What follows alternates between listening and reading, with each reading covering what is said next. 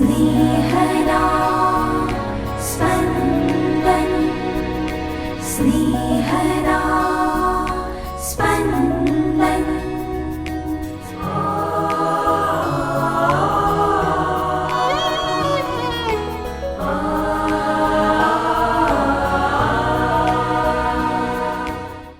સામાન્ય કાર્ડના 11મા અઠવાડિયાનો બુધવાર.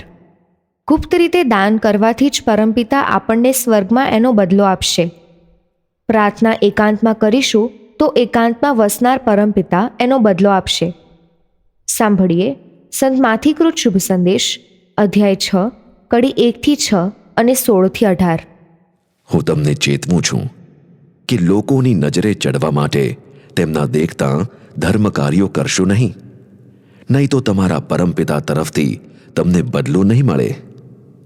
એટલે જ્યારે તું કંઈ દાન ધર્મ કરે ત્યારે દાંભિકો લોકોની વાહ વાહ મેળવવા માટે સભાગૃહોમાં અને શેરીઓમાં ઢોલ પીટે છે તેવો તું પીટીશ નહીં. હું તમને ખાતરીથી કહું છું કે તેમને તેમનો બદલો ક્યારનો મળી ચૂક્યો હોય છે. પણ જ્યારે તું દાન ધર્મ કરવા બેસે ત્યારે તારો જમણો હાથ શું કરે છે એની જાણ તારા ડાબા હાથને થવા ન દઈશ. આમ તારા દાન ધર્મ ગુપ્ત રહેશે અને ગુપ્ત કર્મોને જાણનાર તારા પિતા તને બદલો આપશે. વળી તમે જ્યારે પ્રાર્થના કરો ત્યારે દાંભિકોની જેમ વર્તશો નહીં.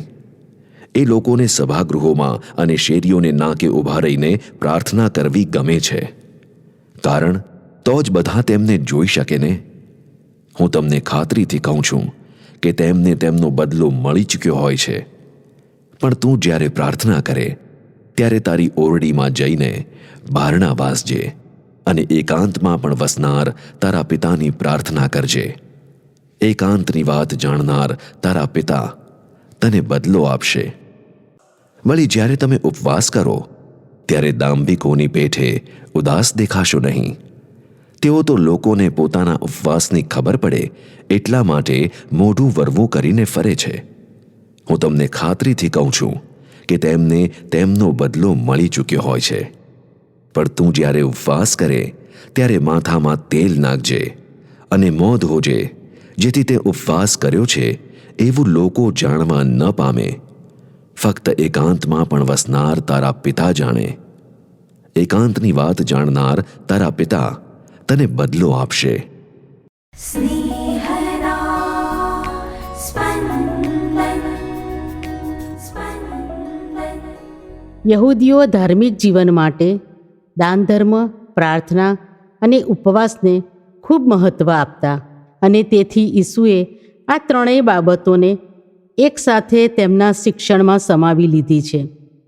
માનવ જીવનની આધ્યાત્મિક ઉન્નતિ માટે આ ત્રણેય બાબતો અનિવાર્ય છે, પણ એનો ઉપયોગ વાહવાહી મેળવવા થાય તો એનું પરિણામ શૂન્ય થઈ જાય.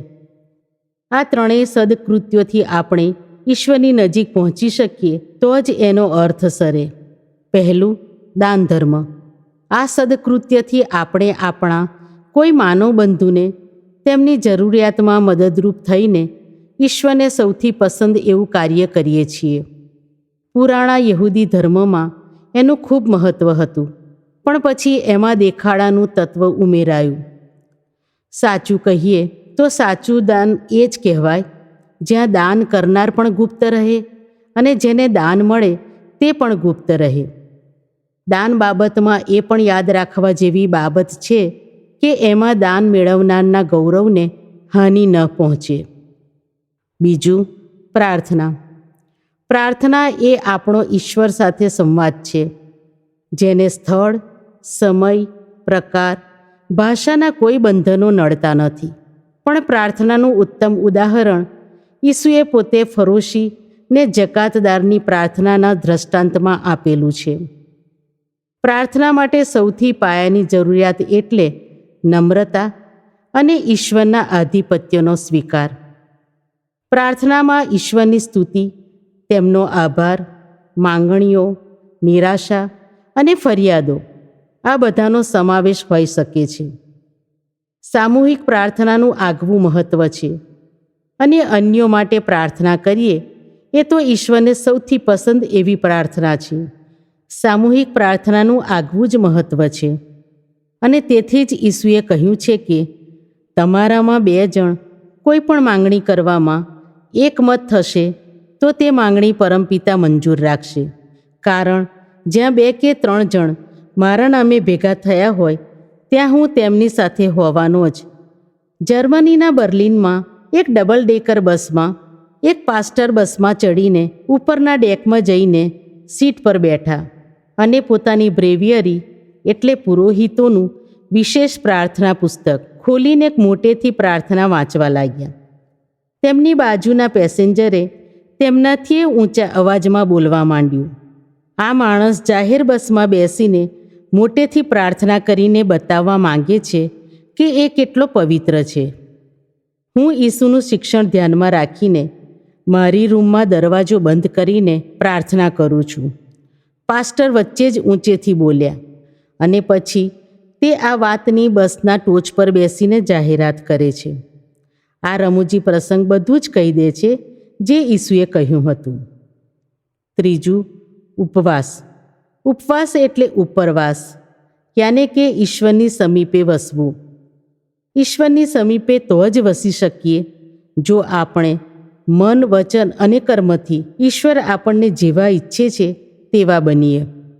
અન્નનો ત્યાગ કરીને કહેવાતો ઉપવાસ કરીએ પણ આપણી મનોવૃત્તિઓમાં પવિત્રતાનો અંશ પણ ન સ્પર્શે તો ઉપવાસ ફક્ત ઠાલું કર્મકાંડ જ બની રહે. ઈશ્વર આપણા પ્રયત્નોમાં એમની કૃપા ઉમેરીને એમના શિક્ષણને આત્મસાત કરવામાં આપણી મદદ કરે એ માટે વિશેષ પ્રાર્થના કરીએ.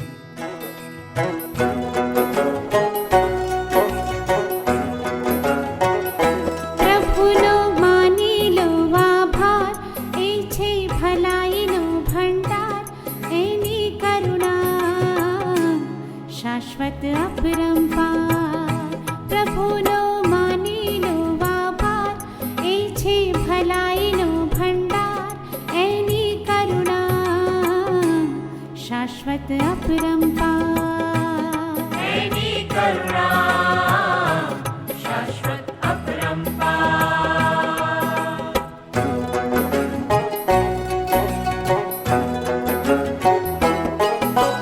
દેવાદિદેવ એ છે એનો માની લો આભાર. સ્વામીઓનો સ્વામી છે માની લો આભાર. એની કરુણા શાશ્વત અપરંપાર. એની કરુણા શાશ્વત અપરંપાર.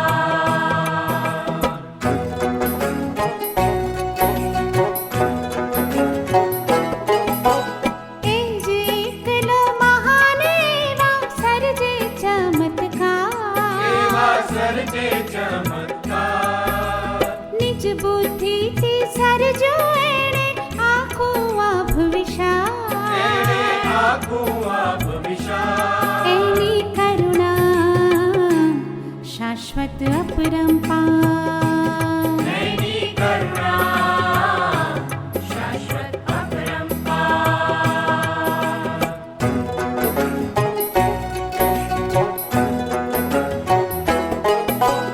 જલથી જલ પર એણે કીધો ધરતીનો વિસ્તાર. એ છે મોટા મોટા દીવાઓનો સર્જનહાર. એની કરુણા શાશ્વત અપરંપાર. એની કરુણા શાશ્વત અપરંપાર.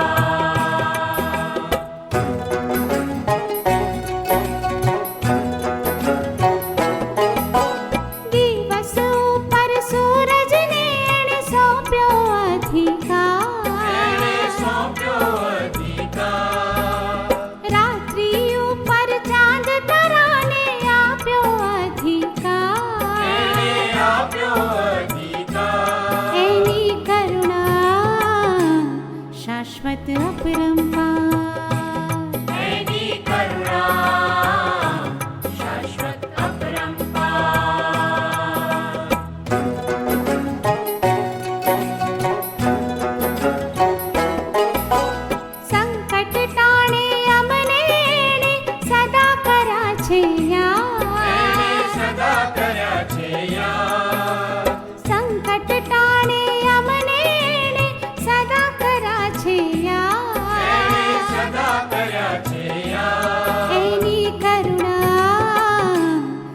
શાશ્વત અપરંપાર એની કરુણા શાશ્વત અપરંપાર પ્રભુનો માની લો આભાર એ છે ભલાઈનો ભંડાર એની કરુણા શાશ્વત અપરંપાર